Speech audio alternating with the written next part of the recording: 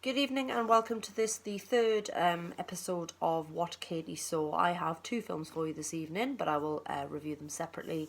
The first one I'm going to talk about is The Lego Movie 2, the second part. I took my children to see this yesterday morning. They'd actually already seen it with their dad and they were desperate to go again. I would gladly have gone alone, so I didn't really need an excuse. I took them along and we all had a lovely time. It is thoroughly enjoyable. It made me laugh quite a lot. It tends to be the throwaway lines or the jokes kind of aimed at adults that make me laugh the most. And I laughed so loudly a few times my daughter was genuinely concerned I was going to get thrown out. If you've seen and enjoyed the first one and also the Lego Batman movie, then you know exactly what you're letting yourself in for. This is set 5 years after the original film, and of course it's 5 years since the first film came out. That was back in 2014. There's really no need to go into the who's and the whys and the whats of what it's about. I don't want to give too much away because it's quite clever. But the first film ended with father and son gathered around the Lego table. Of course, we found out that Lord Business or President Business, the villain in the first piece, was a representative of the little boy's dad, and he wanted to crazy glue or craggle all the Lego together so it couldn't be broken apart and it couldn't be changed. And of course, the little boy, being a little boy, just wanted to play with the Lego, and his dad, who was obviously a collector, didn't want that to be the case and then saw the error of his ways.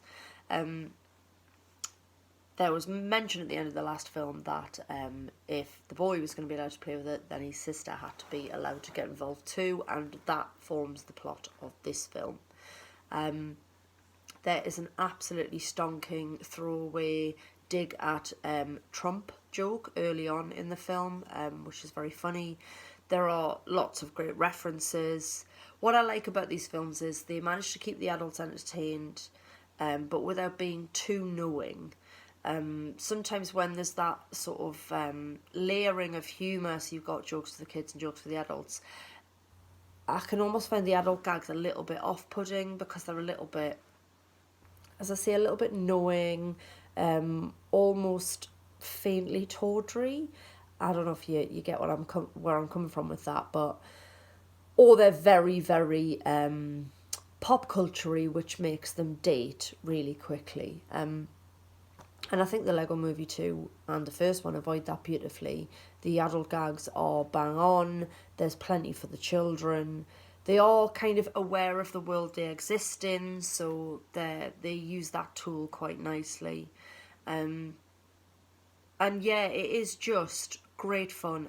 Hour and 47 minutes, possibly pushing it a little bit. I think you want to stay near the hour and a half mark when it's children you're trying to entertain. However, there is so much to see. It's so visually entertaining. The songs are absolutely cracking. Obviously, last time we had Everything is Awesome. This time around, we've got a catchy song, among others. Me and my children have been playing the soundtrack over the weekend. I'm thoroughly enjoying it. So yeah, it is just more of the same, but it moves the story on. All the principal voice cast from the original film are back. As ever, I have a massive soft spot for Will Arnett as Lego Batman. I think he's absolutely superb. Chris Pratt is back as the voice of Emmett. You've got Elizabeth Banks as Lucy/Wildstyle.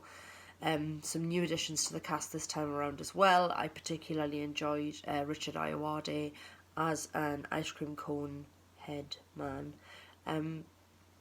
And it's just fun and it's funny and it's silly and it's actually quite sweet in places, and there's a lot to enjoy there. You know if this is your vibe or not, but it was certainly mine. I had a grand old time watching it with the children.